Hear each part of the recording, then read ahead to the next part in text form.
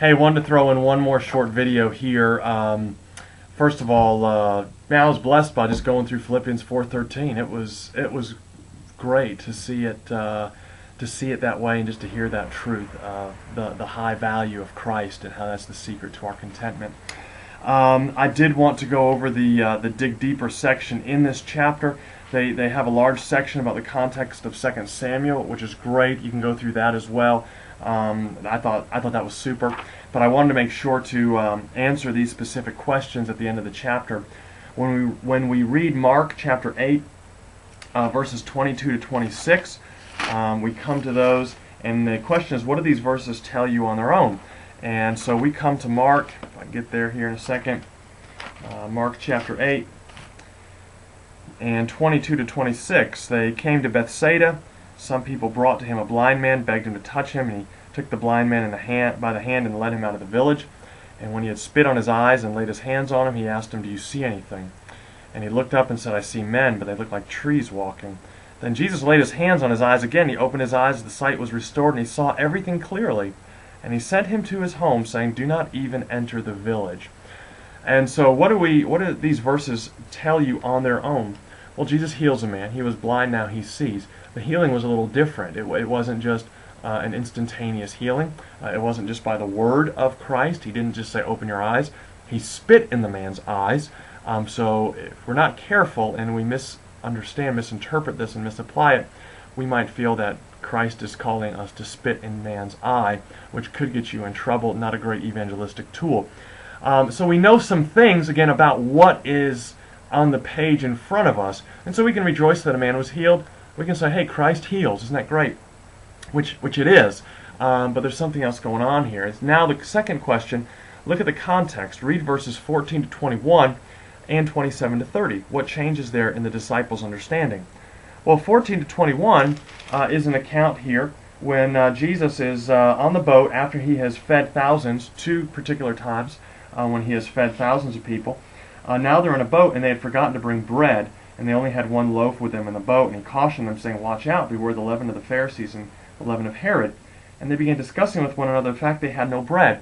And so Jesus, aware of this, said, "Why are you discussing the fact that you have no bread? Do you not perceive or understand? Are your hearts hardened? Having eyes do you not see? Having ears do you not hear? Do you not remember? When I broke the 5 loaves and the 5,000, how many baskets full of broken pieces did you take up?" They said to him, 12.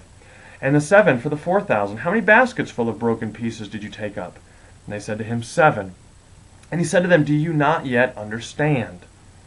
And now you read verses 27 to 30. Jesus went on with his disciples to the villages of Caesarea Philippi, and on the way he asked his disciples, "Who do people say that I am?" And they told him, "John the Baptist, others say Elijah, others one of the prophets." And he asked them, "But who do you say that I am?" Peter answered him, "You are the Christ." And he strictly charged them to tell no one about him. Well, the question is, what changes there in the disciples' understanding? Well, we know from that first section, Jesus closes out that section by saying, "Do you not yet understand?" So obviously, they didn't know something about him. They're on the boat, worried about bread. He had just multiplied these loaves 2 different times to feed thousands and thousands of people, and they're concerned that they don't have a loaf of bread on the boat. And he's trying to get them to know, to see that, no, that's not what that was all about. There's something I'm trying to teach you about me in that, and you don't get it. But then afterward, in the second section that we read, 27 to 30, Peter stands up on behalf of the disciples and says, "You're the Christ. You are the Messiah. You're the one." And so suddenly their understanding has come to fullness, right? They get who he is. They didn't understand, and now they understand. Well, what happens right in the middle of those two sections? We have this healing. All right, so let's look at this next question. Look at Jesus' description of the problem in chapter 8, verse 18. Jesus says, "Having eyes do you not see? Having ears do you not hear? And do you not remember?" Has there been another healing miracle alongside the physical one? And the answer to that would be yes. The miracle that has occurred is that now the disciples have open eyes, spiritually speaking, to see who Christ is. And so as he's working this miracle of opening the man's eyes in kind of this 2-staged healing, It is so that the disciples can understand that their eyes are now opened, and Christ must completely open their eyes.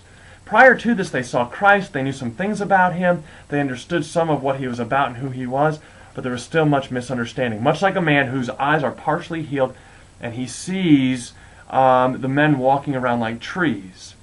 After this miracle, their eyes are fully open. They say, "You are the Christ," much like a man whose eyes then are fully opened.